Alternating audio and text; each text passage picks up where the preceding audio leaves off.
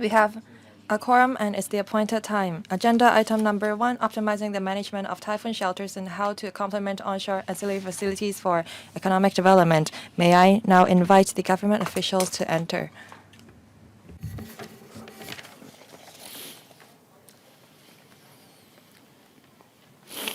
我哋使唔使俾政府去回答下我哋啲問題先，等佢講解下。係咯，係咯。咁由於我哋 As we don't have many members here, we have ample time for discussion. If members would like to put questions, please press the button. I will invite Undersecretary for Transport and Logistics, Mr. Liu Chen-sen, to walk us through the paper and respond to our questions. 5 minutes per member, including question and answers. And I will be lenient with the time control. We have with us Mr. Liu, Undersecretary for Transport and Logistics, Chief Assistant Secretary for Transport and Logistics, Head of Invigorating Island South Office, Deputy Director of Marine, Assistant Director Planning and Services of Marine Department, and Assistant Director Fisheries and Marine Conservation from AFCD.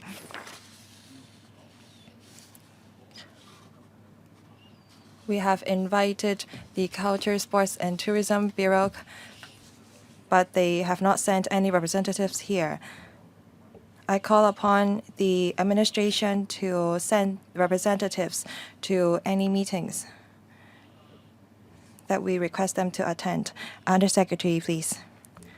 Thank you, Chairman. Members, good morning. Together with my colleagues, I'm here to brief members on this agenda item in the subcommittee to study matters relating to typhoon shelters and sheltered anchorages. I would like to thank member on the 5th of December 2023 when he went to Yamate typhoon shelters along with the members of the subcommittee. During the site visits, government explained to members about the usage of the typhoon shelters and the management as well as the combating of illegal activities there. Members of the subcommittee learned about the development of the typhoon shelters and sheltered anchorages, including the effect of widening the passage areas and the latest progress of water sailing services, as well as the Invigorating Island South initiatives and its effectiveness. The administration sent a paper to members summarizing the efforts of the government on improving the typhoon shelters and how these measures complement online or onshore ancillary facilities for economic development. The paper responded to queries put by members in the last meeting, so I will not repeat the content of the paper. Chairman, I am happy to listen to members' views on how we can improve the typhoon shelters and sheltered anchorages, and we will try to answer their questions. Thank you, Chairman. Members, any questions? Ms. Judy Chan. 5 minutes, please. Thank you, Chairman.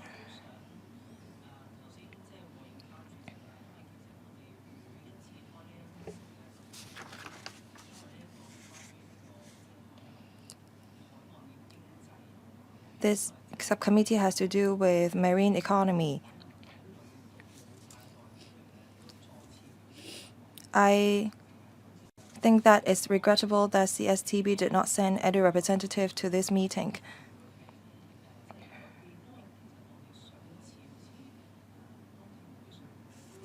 In the public hearing last time, there were a lot of views expressed by stakeholders that relates to the work of CSTB. Have you sent any paper to the relevant bureau and did they respond? I would also like to thank the Marine Department for arranging the site visit.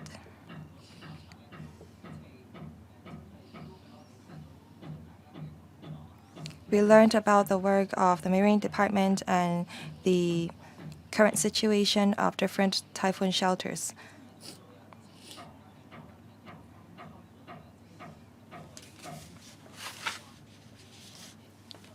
But I think members are concerned about the designation of berthing areas in typhoon shelters.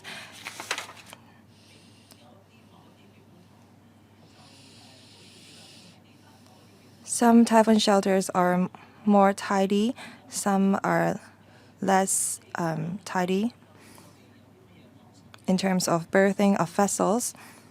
I wonder if there is any timetable to tidy up the vessels in the typhoon shelters that are more chaotic. Thank you. We sent a paper to TLB for their coordination. Mr. Liu, Undersecretary.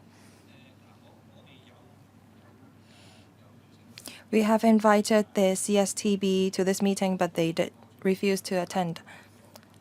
Let's not talk about whether they attend the meeting or not. How did they respond to the paper that you sent them? Maybe I invite the Chief Assistant Secretary to respond. Thank you, Ms. Chan, for your question. We received 24 submissions from the public hearing. We sent relevant papers and submissions to CSTB, but most of the submissions relate to Marine Department. Submissions are mostly about berthing areas and berthing spaces during typhoon. When we received submissions that are relevant to a CSTB, we will refer them to the Bureau.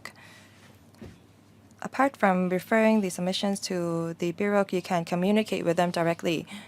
I want to communicate with them directly, but they're not here.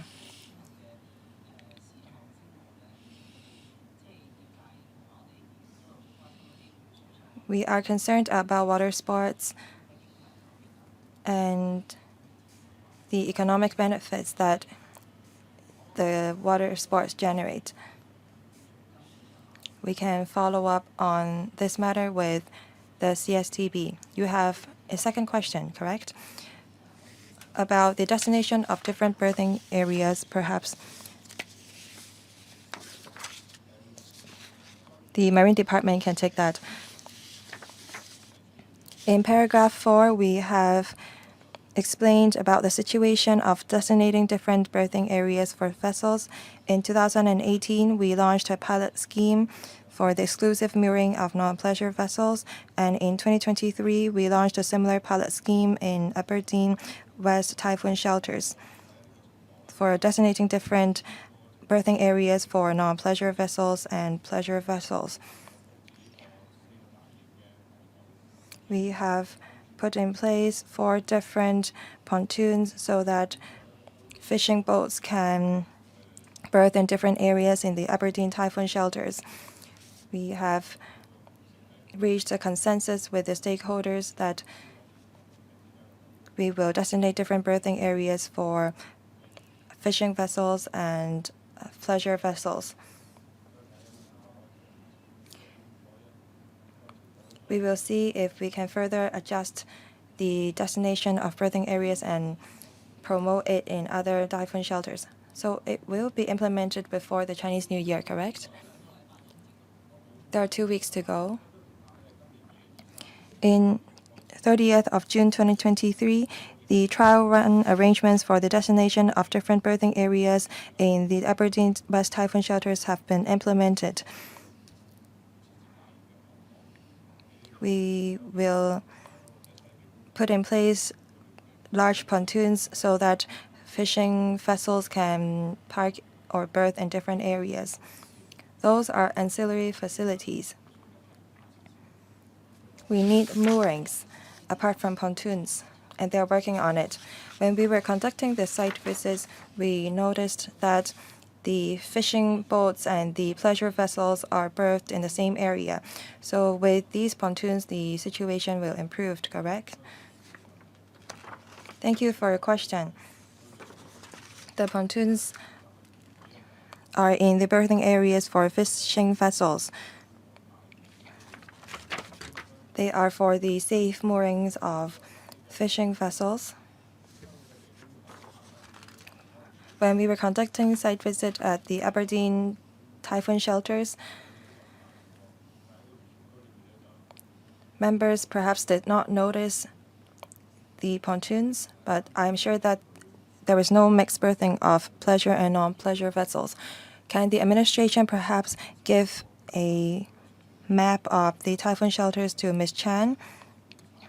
We understand that the trial run is only adopted in a certain area of the typhoon shelters. There was no different berthing areas designated in the Aberdeen East typhoon shelters, but just the Aberdeen West typhoon shelters.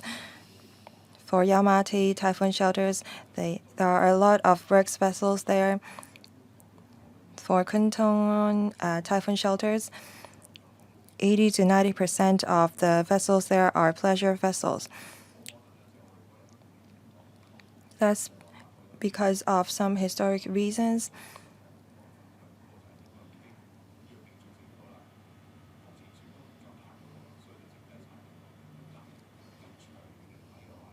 Over the long run, I think that we have to take into account the characteristics of different typhoon shelters so that we provide sufficient protection for vessels.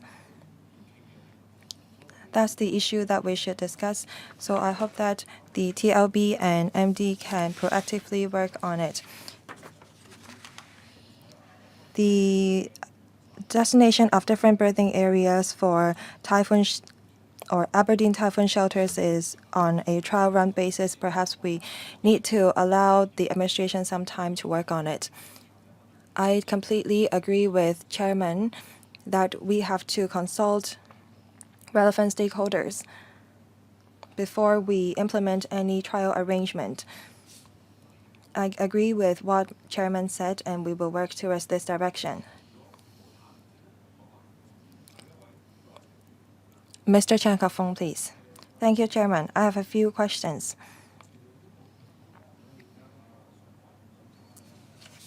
There are insufficient landing facilities for certain typhoon shelters, including the Chengchao typhoon shelters. Will you review each and every typhoon shelters so that we have safe landing facilities for users? Fishermen are usually quite old. It's difficult for them to climb the cat ladders. Some ferry service companies told me that they can only park their ferries at Heilingjiao typhoon shelters during typhoon. But when the typhoon signal is off, they will have to send their vessels to their piers as soon as possible. Can you provide some measures to help them, say, provide feeder ferry services for the coxswains to retrieve their ferries? I have another point about Invigorating Island South initiative.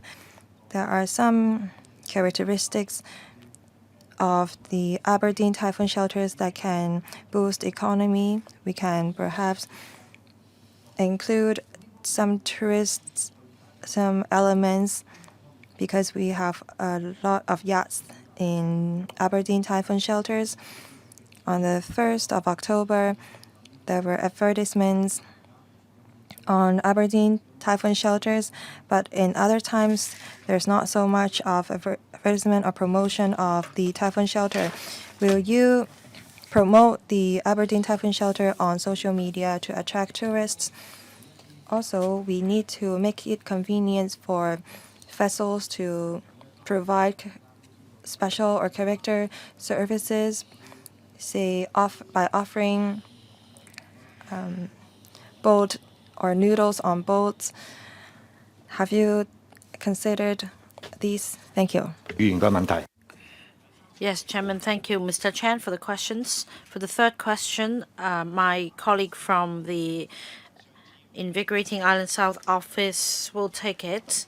Now, for Typhoon, in fact, after it was raised last time, we did follow up on the matter. I will give the floor to the Deputy Director in a moment. Now, about the landing steps, we do assess the demand. About the Typhoon shelter in Changchao, in fact, this problem stems from the redevelopment of Changchao Pier. We have had a meeting with the sector representatives. At the time, we agreed that we'll look into options to make the landing steps more convenient. Deputy Director will take the other questions. Let me say a few words on the different issues on landing steps at the Typhoon shelter. Previously, we received views from fishermen bodies and the industry. We agreed that 3 sets of landing steps will be constructed. We completed the construction of 1 set.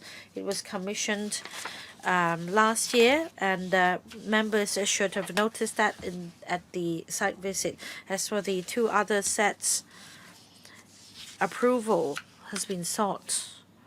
Works will commence in the first quarter of this year, and they're expected to be completed before the end of this year.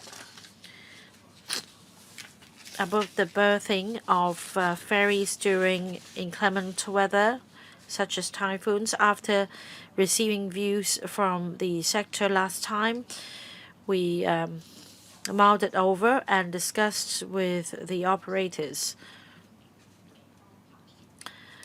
The problem is it is difficult to find berthing spots for the ferries in urban areas.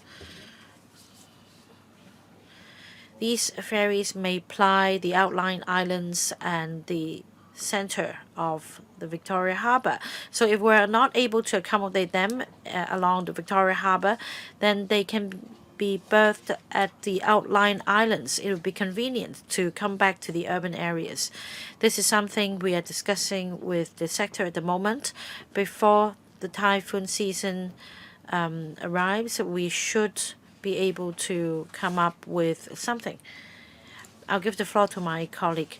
Like the Deputy Director just said, recently we discussed with the Transport Department and the ferry operators.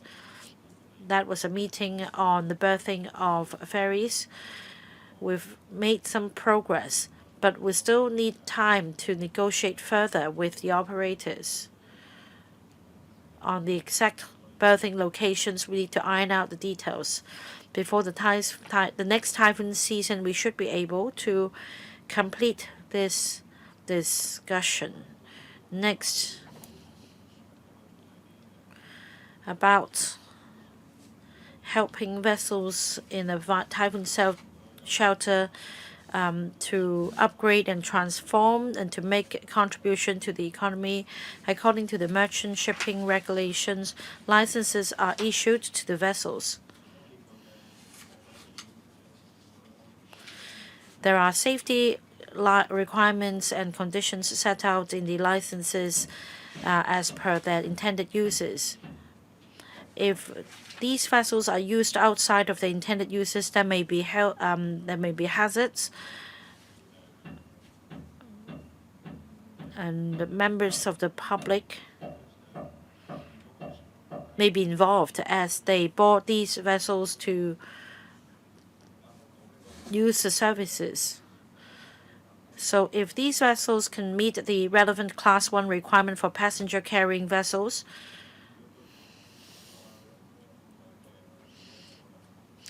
then we keep an open mind about allowing the fishing vessels non-fishing activities, as long as, that is to say, they meet the relevant examination requirements for Class 1 vessels.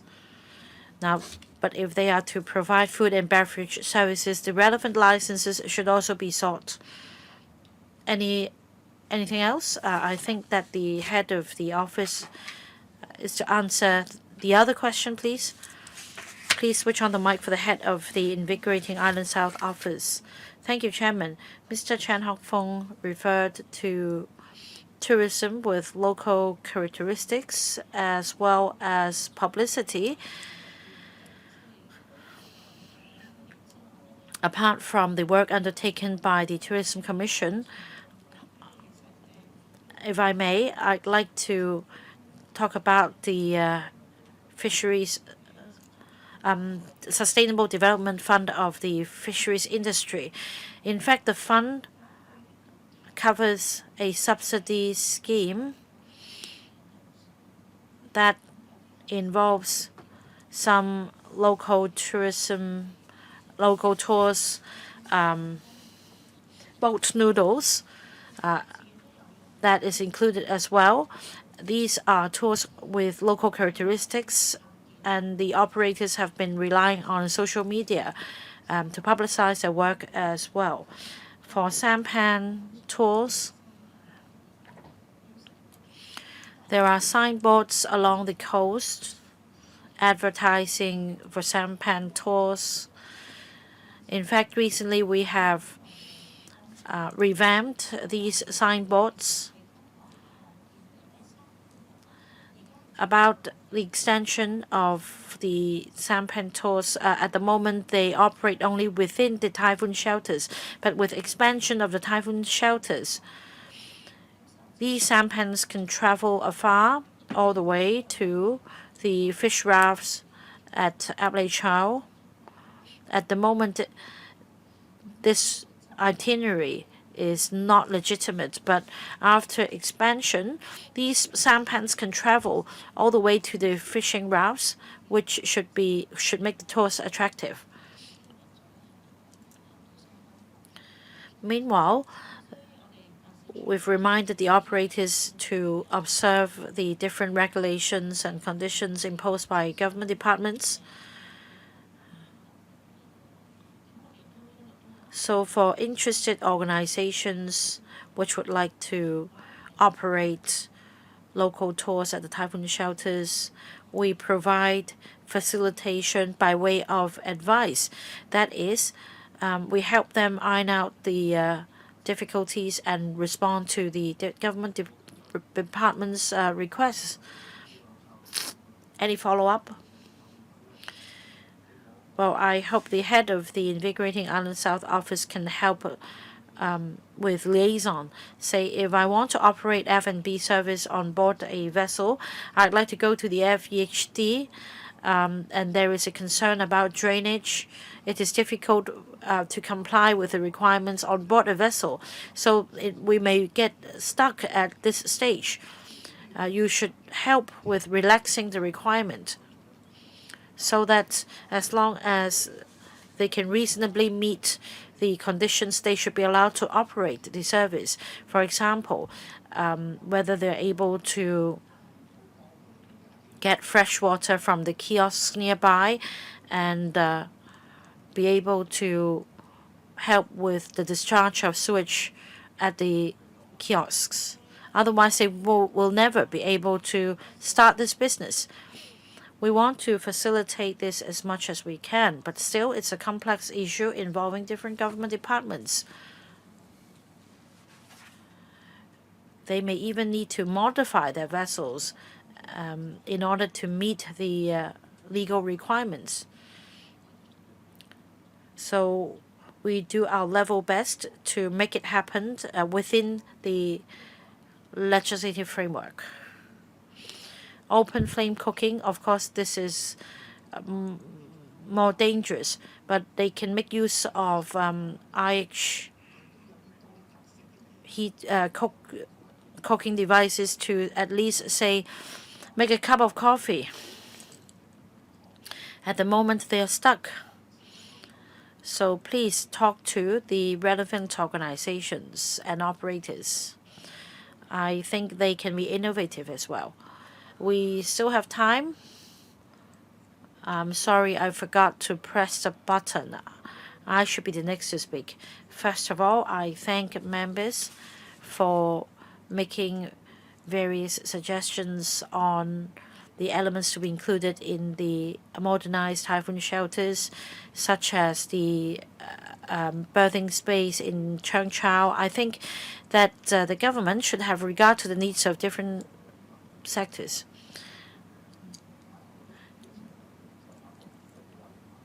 We talked about the redevelopment of Cheung Chau Pier, but when it actually happens,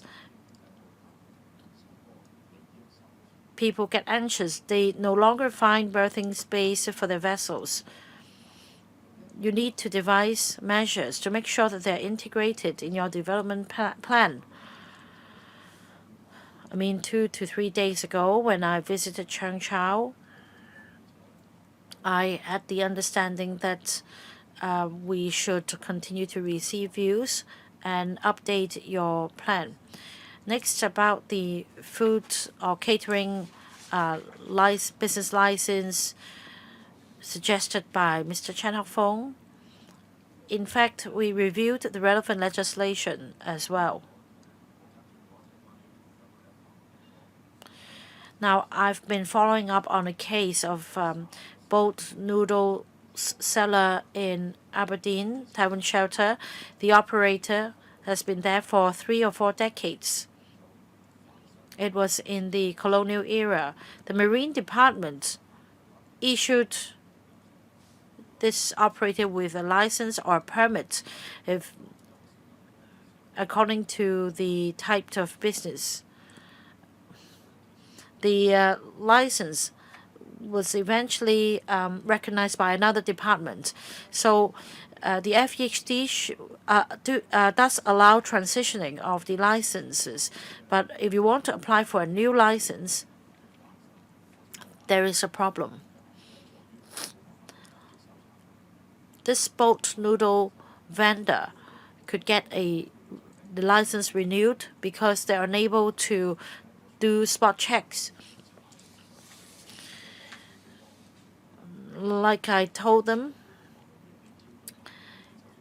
you can have this vessel berthed at a fixed space within the Typhoon shelters for you to do spot checks, and then you can issue them with a license.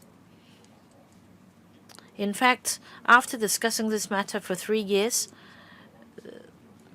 the boat noodle vessel got somewhat detached from the main body of the vessel. So what I'm saying is you need to be innovative. The head of the Invigorating Island South office should be the coordinator.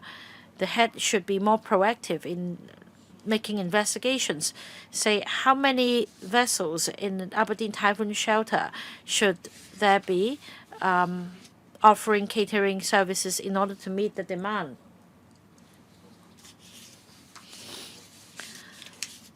The government should not say no simply because they are not able to conduct spot checks on board the vessels. The principle is that as long as they comply with the law, you should give the go-ahead. Otherwise, you should amend the law to facilitate this business. I think this is the attitude to go by.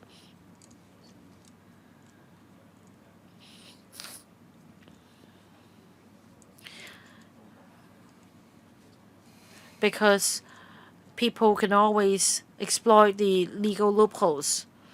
Well, just like on the last visit, we found out that the loophole was exploited for people to, charge a service. Whereas the government adopts a user pay principle, somebody pays, only that they don't pay back to the government. Now that this term of government is facing fewer obstacles than before, an improvement should be made. And we have high hopes for the Invigorating Island South office to be the coordinator. Say for boat noodles, apart from the existing vessels operating this business, there is a lack of supporting facilities. Take another place as an example. In Sai Kung, there may be squid fishing tours.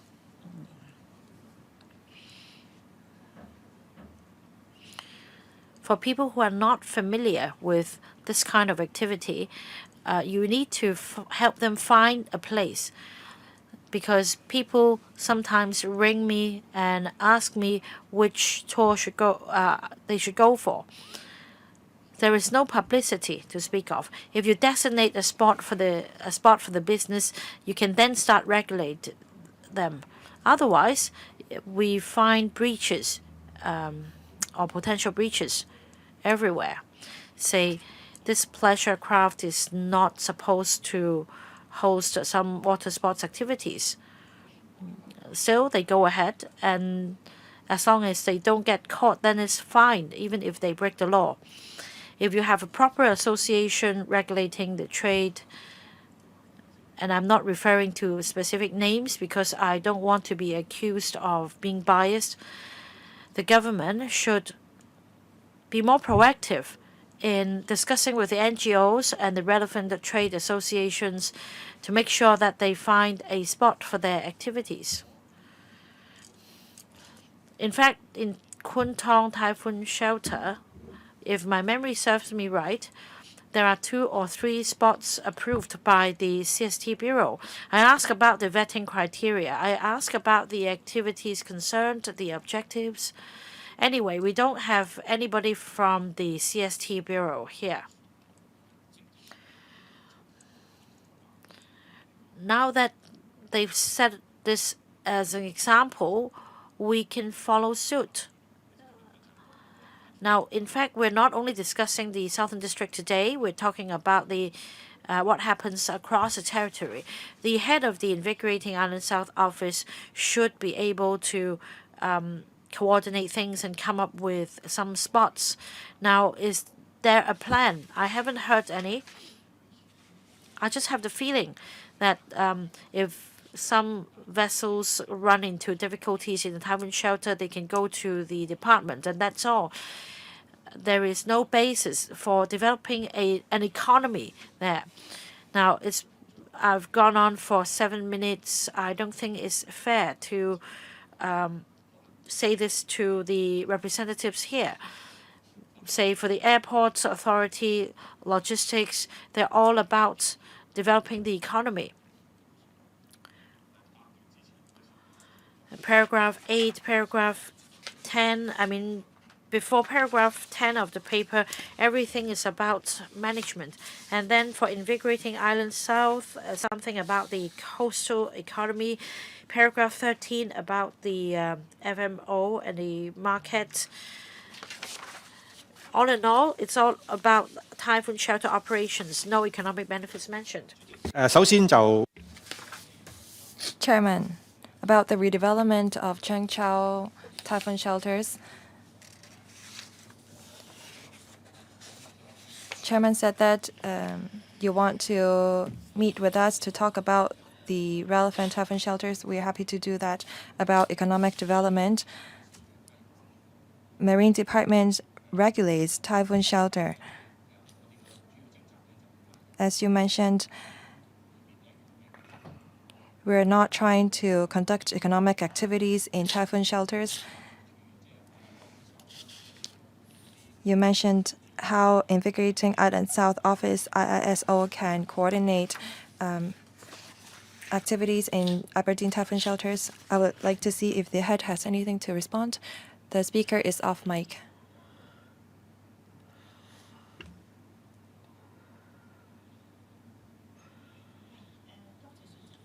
Thank you, Chairman. Chairman, you are correct. We're talking about typhoon shelters across the territory in this meeting. But I would like to stress that different policy bureaus have different responsibilities. There are 3 typhoon shelters that allow water sports. We need policy support from the government. I worked in the EKEO previously. Our work was to help the operators to obtain approval from the government.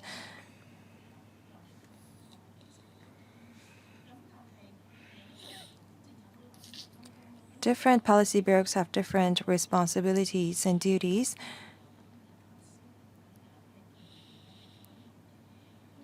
We try to coordinate plans people have, and we vet their information preliminarily, and we try to organize their information and documents before they send these documents to the relevant government departments for scrutiny and approval. I think that different departments and bureaus have to work together.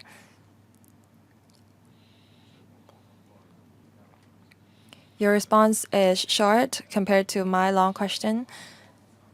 I hope that you understand the core of my questions. We want to boost the economy, but very often the administration focuses on legislation and regulations. Perhaps we should talk about how we should take forward a direction instead of talking about legislation. If a legislation is not reasonable, we have to amend it.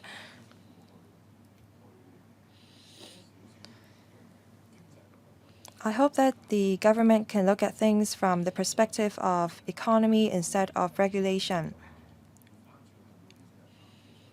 If we overregulate something, that will hinder economic development. If you look at securities trading, we have so many regulations. That is why people are leaving our market. If we regulate water's activities or marine activities too stringently, people will leave the industry. We need to help the operators instead. Mr. Benson Luck and Mr. Frankie Yik have pressed the button. Mr. Benson Luck, please. Thank you, Chairman. The subject of discussion is the optimization of the management of typhoon shelters and how to complement onshore ancillary facilities for economic development.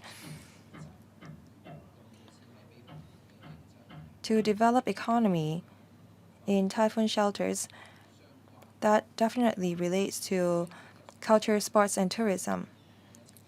Here, I would like to thank the government officials who are here with us to talk about economic development. But I find it regrettable that no one from CSTB is here.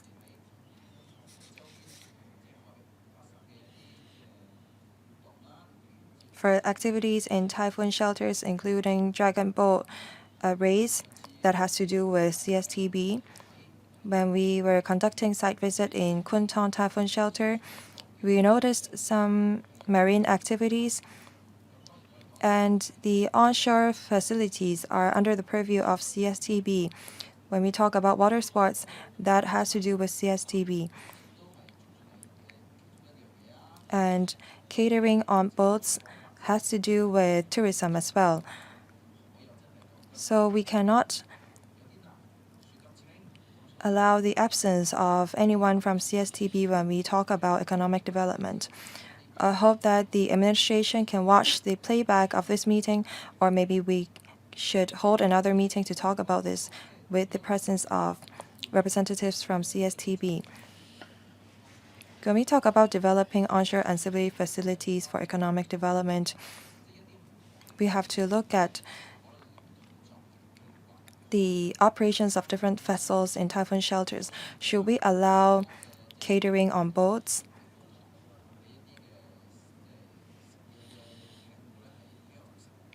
Tourists often find it special that we offer cuisine on boats. We should enhance the capacities for water restaurants to boost tourism. For Aberdeen and Causeway Bay typhoon shelters, they are already rather crowded. So I think we have to look into the expansion of these typhoon shelters. I understand that it takes time. We have to conduct feasibility studies. And we have to look at the regulations on typhoon shelters and seabed. If we can only save our economy by amending legislations, that will take too long.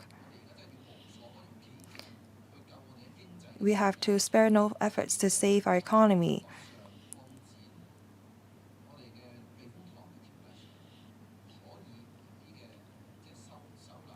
Can we amend legislations to expedite the expansion of typhoon shelters? If we can do that, we will work with the administration on that. On onshore ancillary facilities, we should develop cross-boundary pleasure vessel industries. In Tongcheng, a marina is about to be commissioned. I wonder if the administration have any plan in mind to provide, for example, cross-boundary marinas. In Lantau South or Landeck, we had a similar idea. We have to work on our economy. Does the administration have any plan or idea in mind that you can share with us? You mentioned about catering licenses. When we took Star Ferry, actually noodles were sold on board. I wonder what license the Star Ferry held back then. Perhaps Mr. Yik or the Marine Department can answer the questions. They were selling noodles on board in Star Ferries. Chairman, I would like to thank Mr. Look for his question about cross-boundary pleasure vessels. I will invite my colleague to answer that. For Transport and Logistics Bureau, we don't have any plan to provide for more marinas, but we have reserved for some space in certain areas for the berthing of pleasure vessels. But we have to do that step by step in the provision of berthing spaces. Thank you.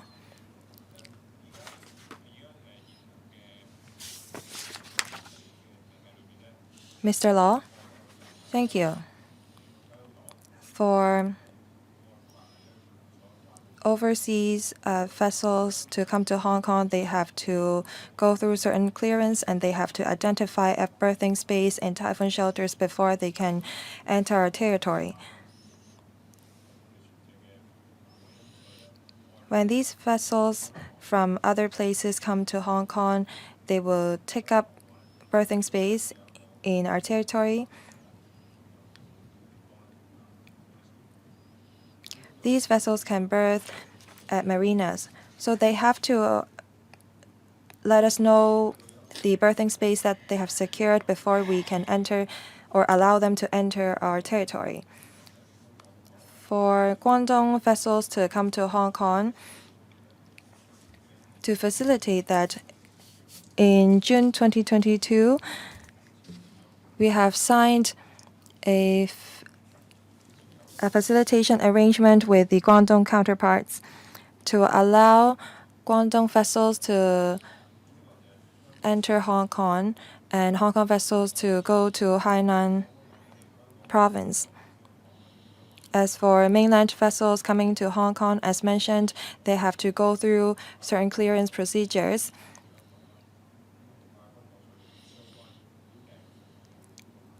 They have to reserve a space in the marinas and let us know about where they have reserved, and we will allow them to enter our territory. Thank you.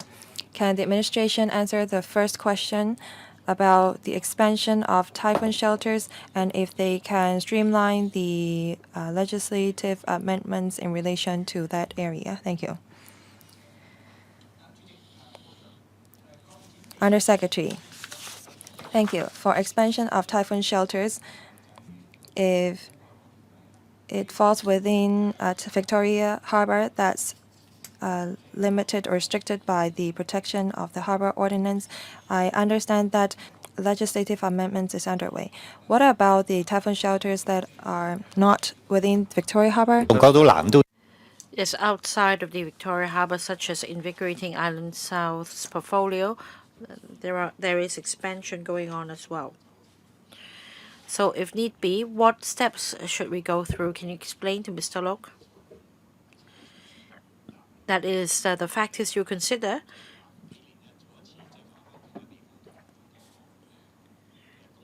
Every few years or so, we conduct an assessment on the supply and demand situation of sheltered spaces across the territory. As mentioned at the last meeting, some members are of the view that the assessment method is not reasonable. The next round of assessment will take place in 2025, and we will continue to receive views from members and see if the methodology should be revised. And if that is the case, we will then consider how this is to be done. I think that Undersecretary already explained the crux of the matter. It should be revised before the next round of assessment. This is not just about demand and supply of shelter anchorages, but how we developed the typhoon shelter economy. If we want to develop the economy, such as providing F&B services there may be dozens more vessels berthing at the typhoon shelter. I don't think we have taken into account this kind of demand at this moment.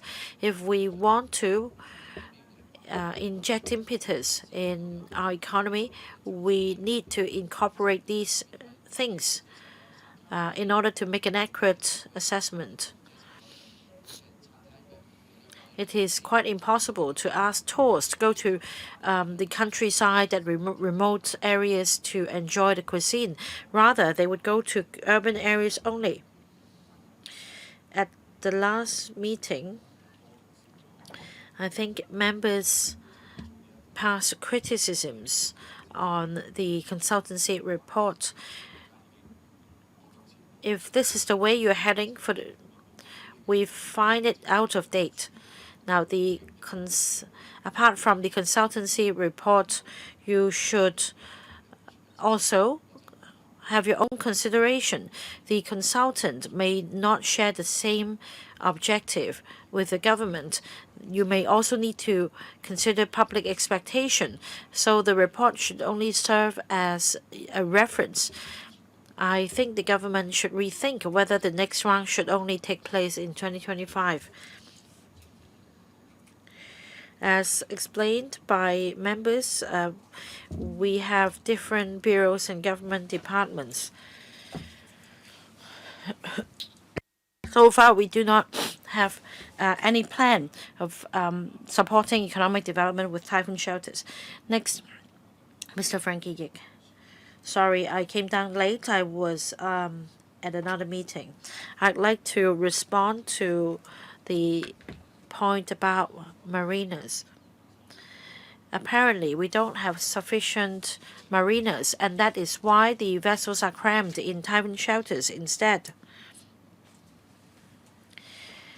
Now, Undersecretary, you just mentioned that there is no plan to develop more marinas.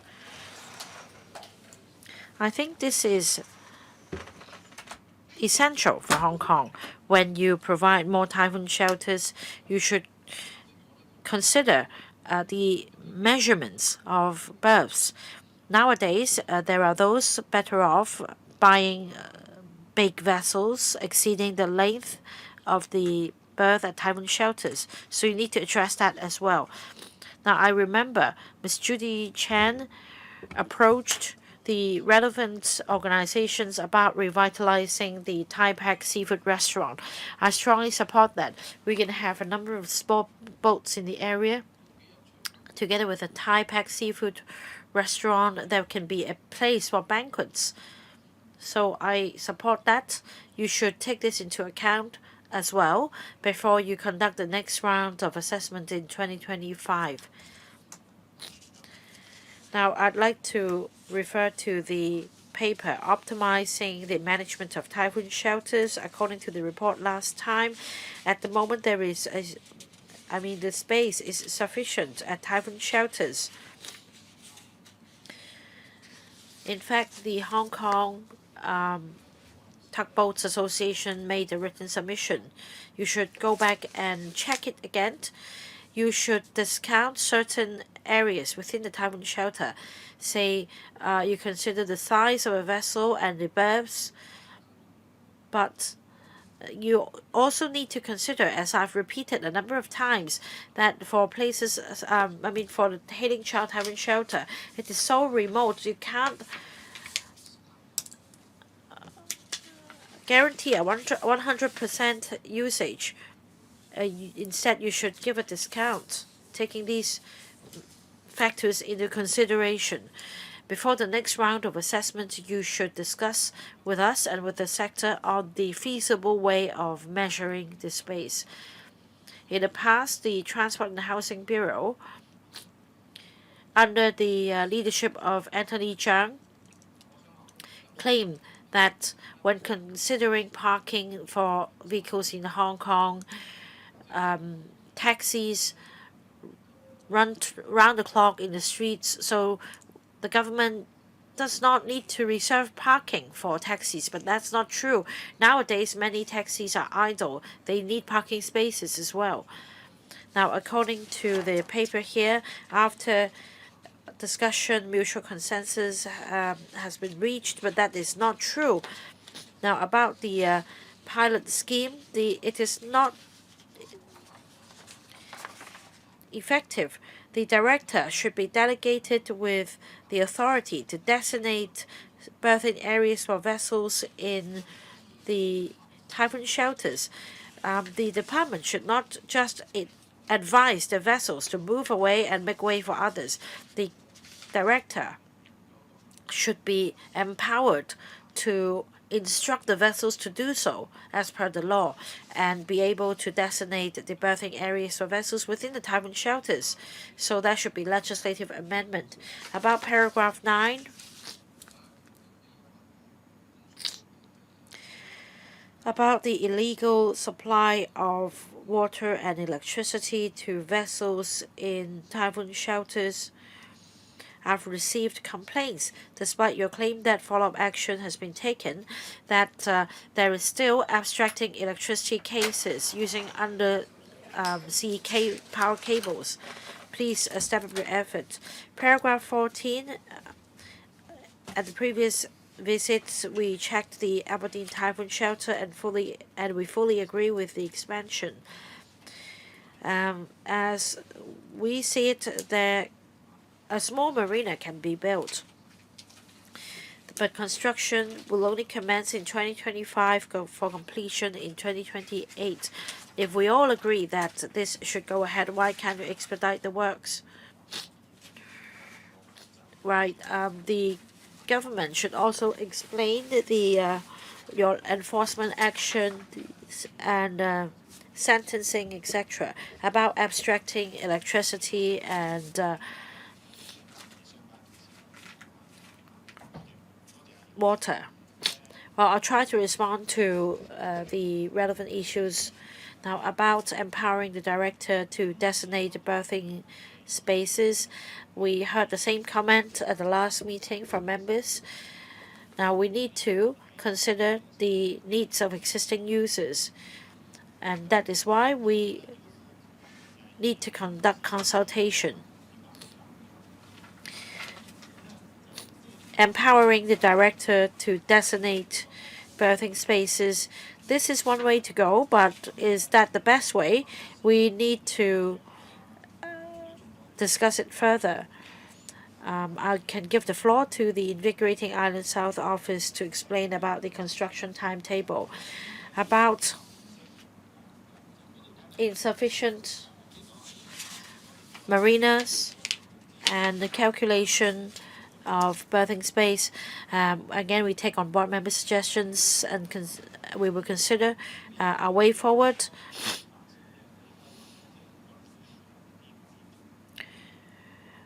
I understand that as far as district-based planning is concerned, some spaces have been reserved for building marinas. So the number of berthing spaces will go up.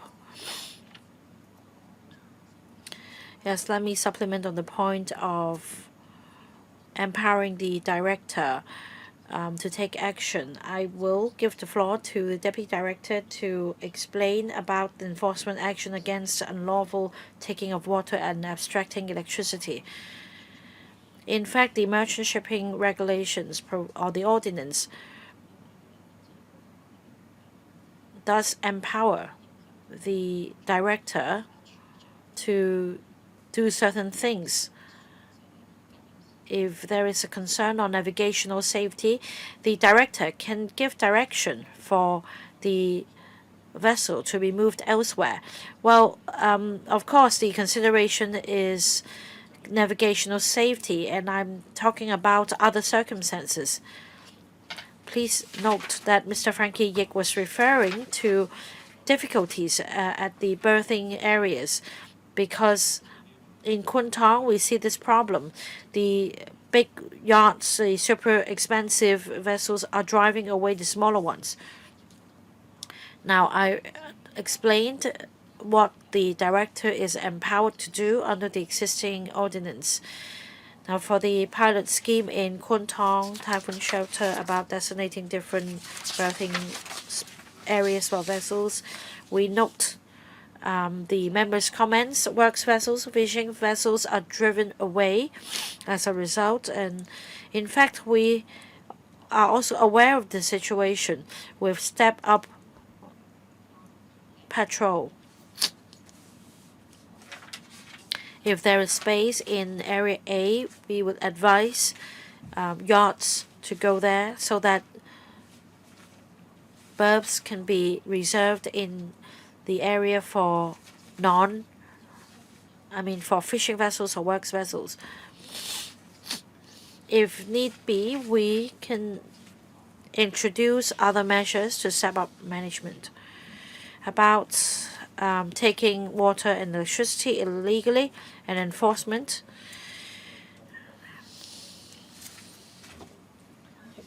Yes, just be brief. In 2021, between July 2021 and December 2023, together with the EMSD and the power companies at the Typhoon shelters in Aberdeen, Sa Mun Zai, Shau Kei Wan, etc., we conducted 29 inspections. The EMSD issued 75 improvement notices in relation to the safety issues. For Marine Department, 5 vessels were found to be in breach of the ordinance. About connecting to the water mains between July 2021 and December 2023 at Typhoon shelters and anchorage areas in Sai Kung, Sa Mun Zai, Aberdeen, etc. 15 joint inspections were carried out. 2 vessels were found to be in breach of the licensing conditions at Aberdeen Typhoon shelter in Sa Mun Zai. The Marine Department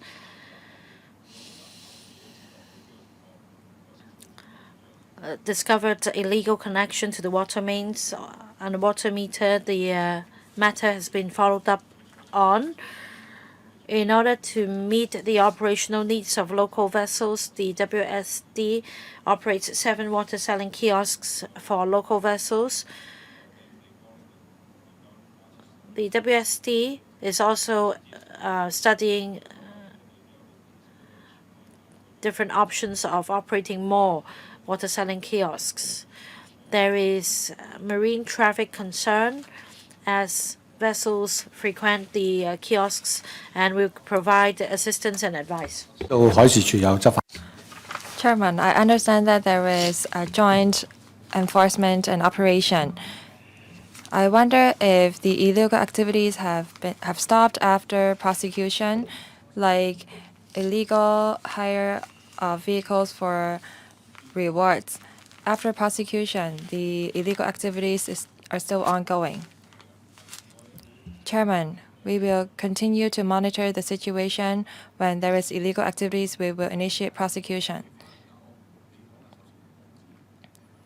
You may not have the relevant information at hand. Can you look it up after this meeting if there is any repeated offenders? And can you tell us know about the sentencing and penalty handed down? Head of Invigorating Island South Office, please. Thank you. I would like to respond to Mr. Yik's questions very briefly. Let's say Aberdeen Typhoon shelters, east and west. The overall length is limited to 30.4 meters. When we expand the Aberdeen West and East Typhoon shelters, we will try to see if we can allow vessels of longer length to enter. As for Thai Pack restaurants, we'll have a meeting with the Marine Department and the Thai Pack companies so that the water restaurants can be berthed at a more suitable location. As for why it takes so long to expand the Aberdeen Typhoon shelters, it's because the water to the south side is rather deep. So the construction of breakwaters to the south of Aberdeen Typhoon shelters is quite substantial, and we cannot proceed during the summers. That is why it takes 3 years for us to complete the construction and the expansion of Aberdeen Typhoon shelters.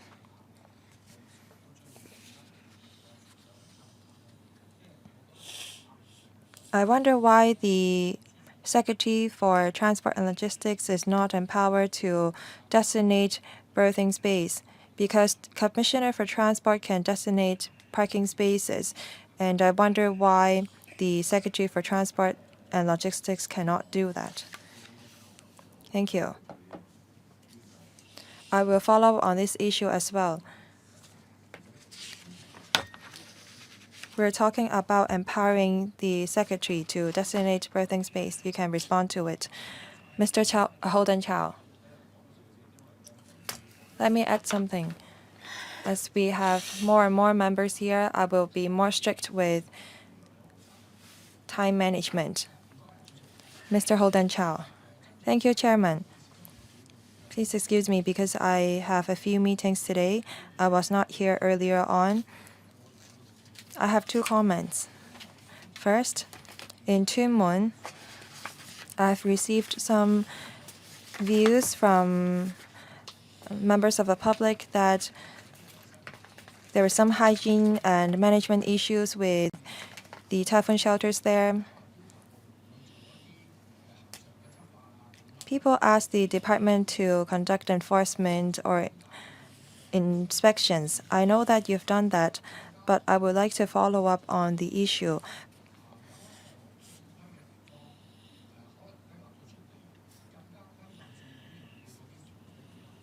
Will you designate a space for each and every vessel so that they know where they should berth their vessels? I mean, the owners of the vessels know where to berth. Because the vessels in Tuen Mun just berth around randomly. I think that we have to come up with a long-term measure. We need to take enforcement action. When we have a designated spots for each and every vessel, that will solve the issue, in my opinion. Second, about piers or berthing space for pleasure vessels or marinas, we have submitted a proposal that there is actually space for marinas in Tuen Mun. that can boost the tourism and economy of Tuen Mun. My colleagues of the DAB have come up with this report on the development of Tuen Mun. We do have some suggestions.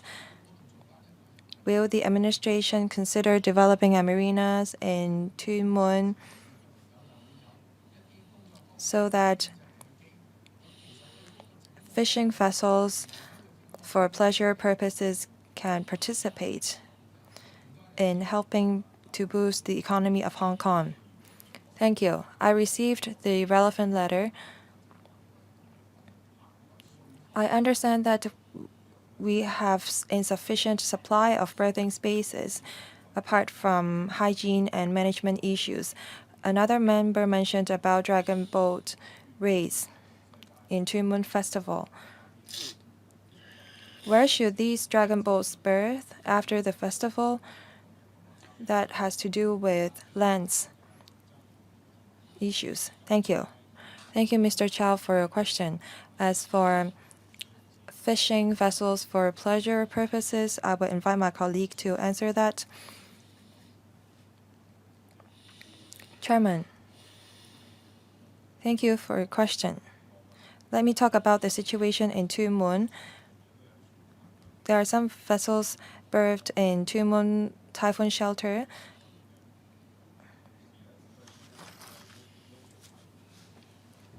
And we also have some drainage facilities there. Marine Department is responsible for maintaining the relevant utilities to lower the risk of flooding and improve the environment. Under the Marine Ordinance, without obstructing the marine navigation, vessels can park or berth in the Tuen Mun River or Tuen Mun Typhoon shelters. They don't have to apply to the Marine Department. The Marine Department conduct regular inspections to make sure that the vessels are safe, and the Marine Department will also monitor the berthing situation of the vessels in Tuen Mun River to see if there is any risk of fire or safety issues. When necessary, our colleagues will investigate and warn the relevant vessel operators.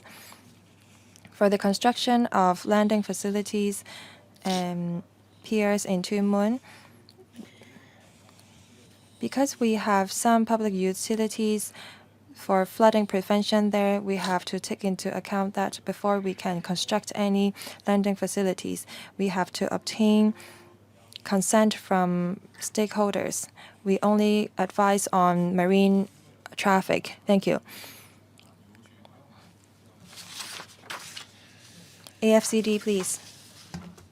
On the development of fishing industry for pleasure purposes, we have promulgated a sustainable fisheries development fund. Recreational fisheries is one of the directions that we will take. We will make use of this sustainable fisheries development fund to implement some projects. For example, in Southern District, we have consolidated the tourism elements in Southern District, and we have launched a project to invite tourists to visit the wholesale fish markets. The project is called The Fisher.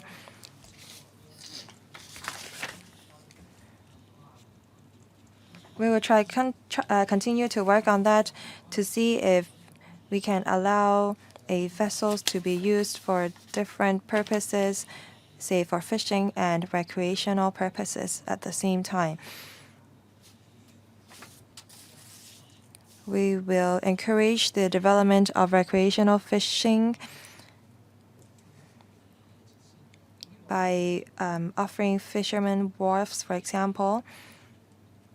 We have to identify space for that, and we will look into that. Thank you. That concludes our first round of questioning. I will allow 4 minutes for each member for the second round. Ms. Judy Chen, Mr. Chen Hefeng, and Mr. Stephen Ho. Thank you, Chairman.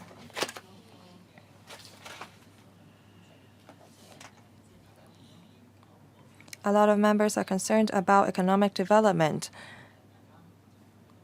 We need to work together on that front.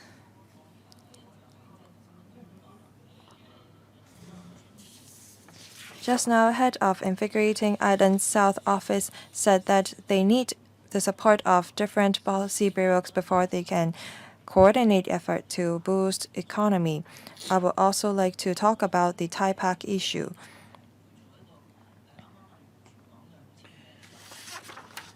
I have joined some character tourism tours like recreational fishing earlier. I think that we can promote this to mainland tourists.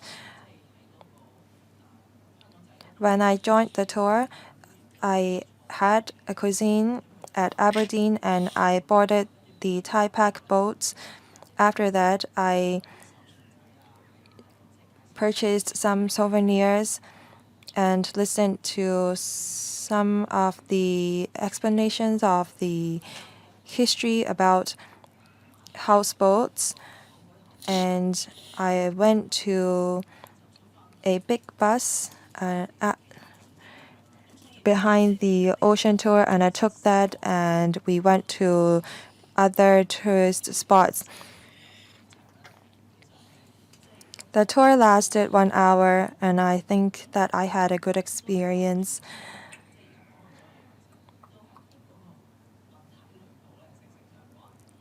My question has to do with CSTB. I would like to thank Brenda for following up on the TIPAC issue and helping them.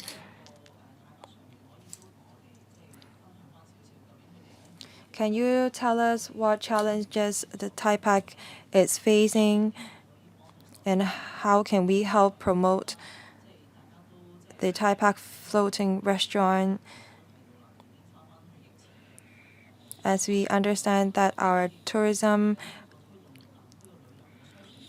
is now 70 to 80% of the pre-pandemic level.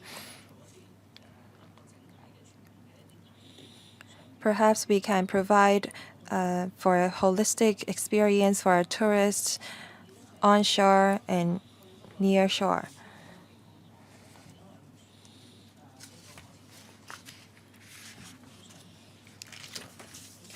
As Marine Department is here, I would like to talk about the requests that I have received for the tender that has failed in relation to the quarry site. That has to do with the water sports. We don't have a proper water sports center. Water sports is very popular, and we have a lot of athletes that train there. But as they don't have a proper water sports center, they have to train very sneakily.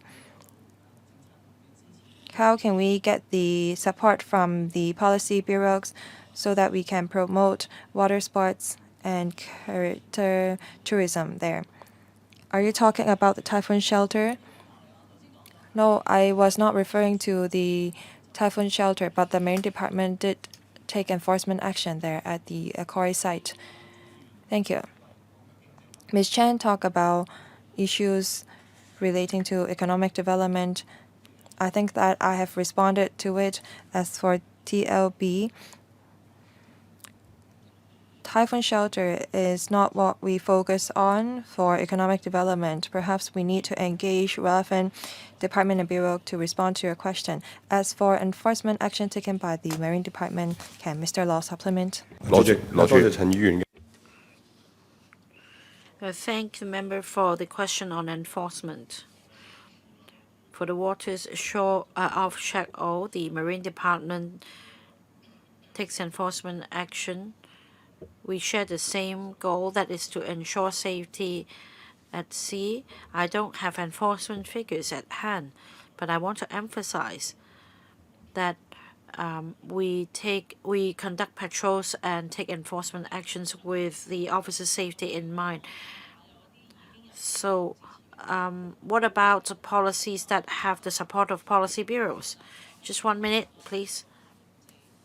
A question on waste charging scheme. According to many fishermen, they are concerned that after introducing municipal waste charging, they may be affected in the past, whereas they may help remove refuse at sea, marine refuse, they will be deterred to do so. I think I can answer this question for you. We have organized some seminars. I think that the Marine Department will only be in attendance if consultation sessions are held. In fact, we have asked the EPD to conduct a survey about the marine refuse collected. For a month or so, there are 2 ways of separating waste. There is a way to find out the routine of fishermen, and there is also a need to give time to roll out this measure and for people to get used to the new practice. The Marine Department isn't the department of to take enforcement action, right? Well, perhaps they can take the question of collecting marine refuse. That means for refuse at sea, there is no department undertaking enforcement action. I'll try to take this question. About the collection of marine refuse and MSW charging, we discussed with the EPD.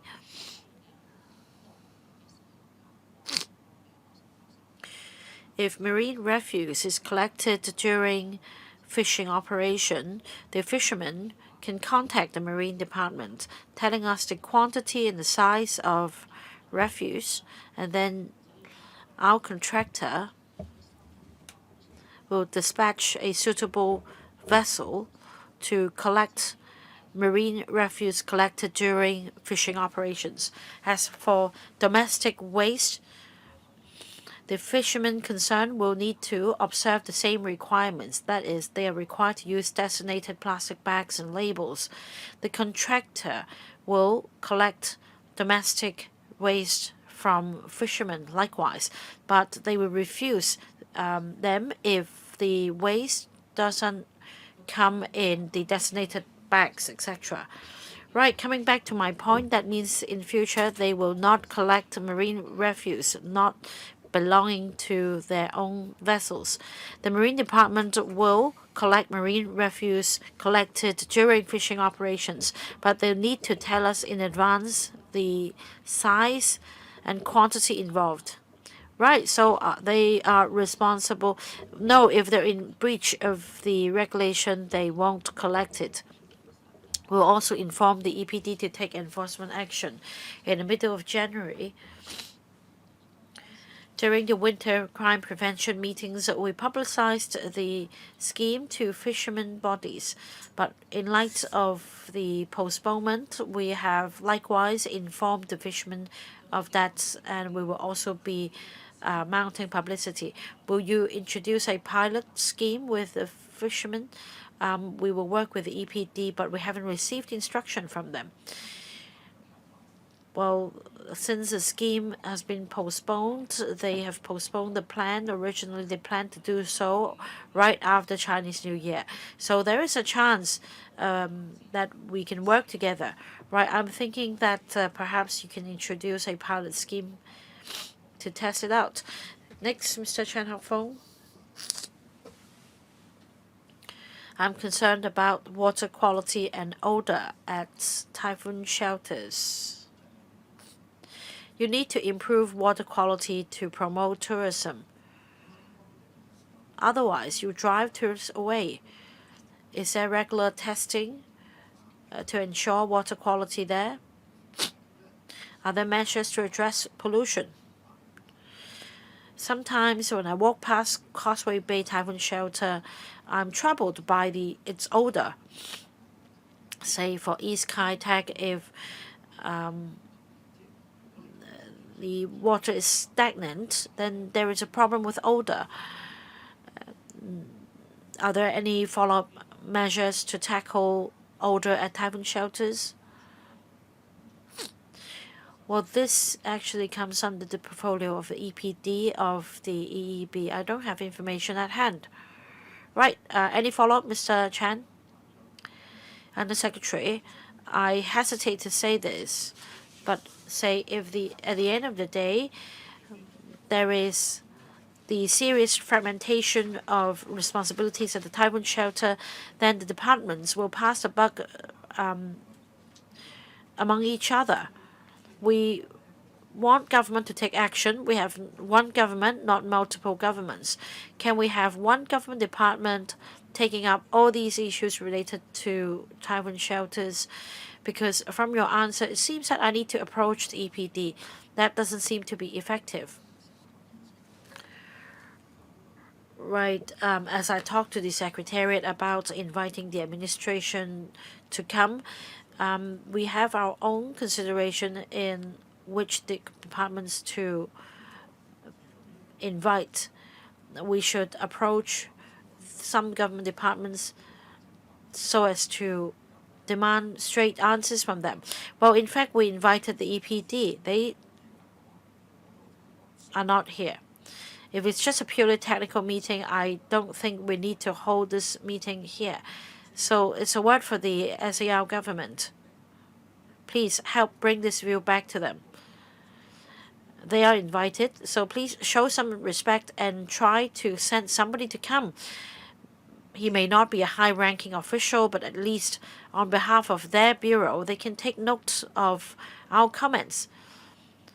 Otherwise, it's like what happened in COVID. You can just watch the webcast and not come to our meetings.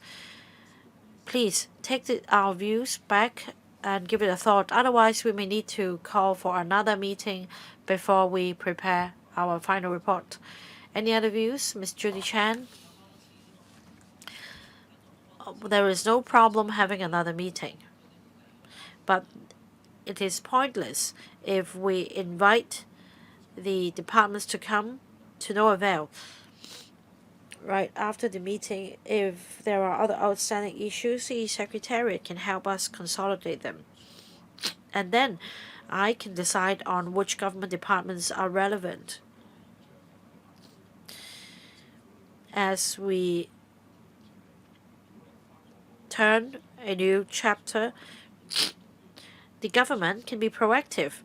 Even if you haven't received our invitation, if you find this issue related to your portfolio, you can send somebody to come. Mr. Chen Hongfeng. Well, it's pointless to ask this question if there is no department representative to come answer us. Well, fortunately, we still have other officials here to answer some of our questions. I'm the last to speak. Even if we have a representative from the Development Bureau, she represents the Invigorating Island South office only. But our discussion is not limited to Aberdeen Typhoon Shelter. For example, there is a pilot scheme in Kwun Tong Typhoon Shelter. There is a management issue. The Marine Department is in attendance. They're able to answer most of our questions. Otherwise, within the government, apart from the Transport and Logistics Bureau, apart from logistics and safety issues, you should give this matter some further thoughts. Don't just tell us that a consultancy report is compiled once every few years and then the government will just follow suit. I don't know this expert. This expert may not have anything else in mind apart from safety. He may not understand what this government and the public needs. Like Mr. Frankie said, there are concerns from the fishermen bodies.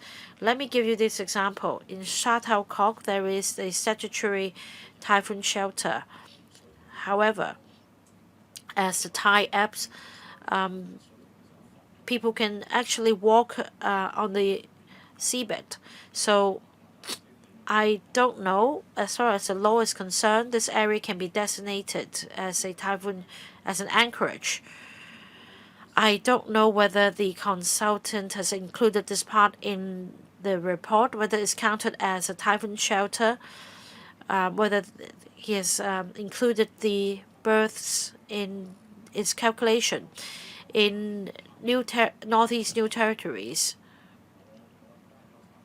many fishermen have expressed concerns that they are worried about the tides. So all the talk about economic development is futile if there is insufficient anchorage for them. Second point, about the Invigorating Island South initiative. Somebody mentioned Taipei Seafood Restaurant. It is a platform, but we cannot rely on Taipei alone to revitalize the economy. You need to have other supporting features and facilities apart from enjoying seafood. Say for waterfront promenades, houseboats have different needs. You need to consider the matter comprehensively. As for improvements to the FMO's facility, we had a number of meetings. We gave our suggestions. In terms of design, this is a standalone facility. It doesn't blend in with the environment. So it's not necessarily the Invigorating Island South office, but the government departments should try to resolve conflicts and come up with more options. Like Mr. Holden Chow said, you shouldn't just sit and wait for complaints to happen and then try to solve them. Finally, like Mr. Frankie Yik said, there is a problem with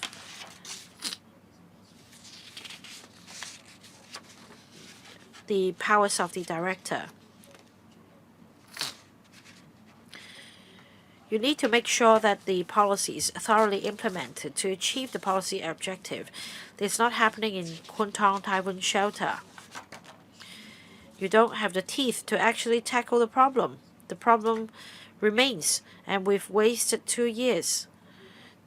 You shouldn't come back and tell us that you will continue to advise them to cooperate. It doesn't work. And about the taking of water, I'd like to commend Director Law. Well, there are 17 water selling kiosks in Hong Kong. 7 water selling kiosks for 20,000 vessels all over Hong Kong. It's a long queue. On weekends, during peak seasons in Sai Kung, some vessels line up for 3 to 4 hours just to take water. They start from early hours. From early morning. Now there are more options. In Tuen Mun, there is a new facility for the supply of water. You can also pay with octopus card. There are also 6 other possible spots in Tuen Mun and in Aberdeen as well. There is a problem with the vessels getting close to shore. Is a matter of land ownership.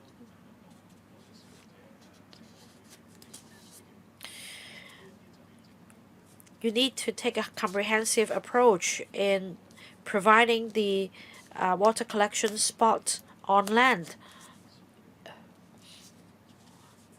So in order to take forward in economic development, you need to improve the typhoon shelters as well. In Japan, for example, this town may not have a lot of economic activities, but they do have a typhoon shelter to support the population. Now, about marinas is something for the government to consider as well. Those pleasure craft and yacht owners are usually well heeled. If we follow the existing approach in allowing berths to be taken up, I believe that there will be conflicts.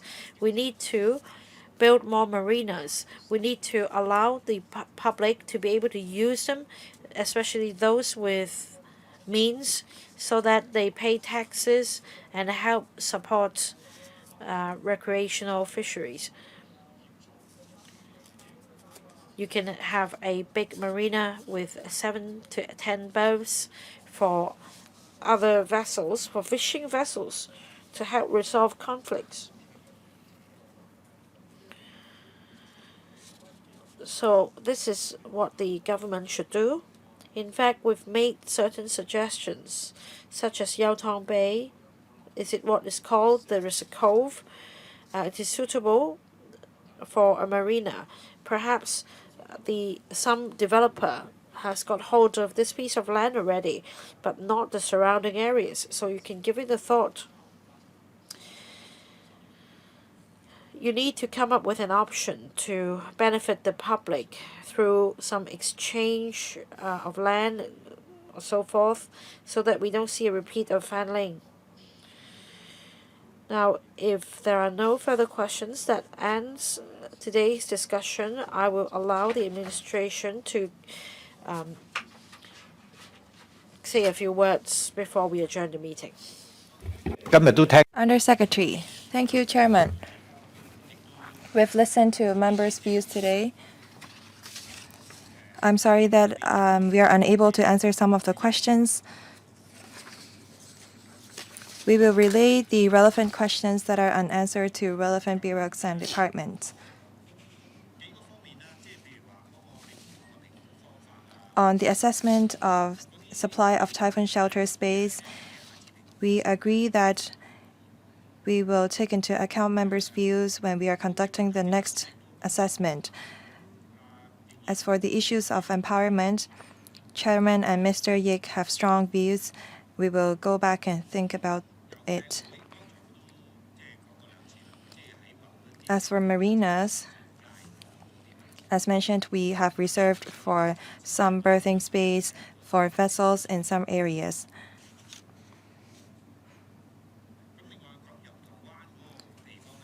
About Yau Tong Bay,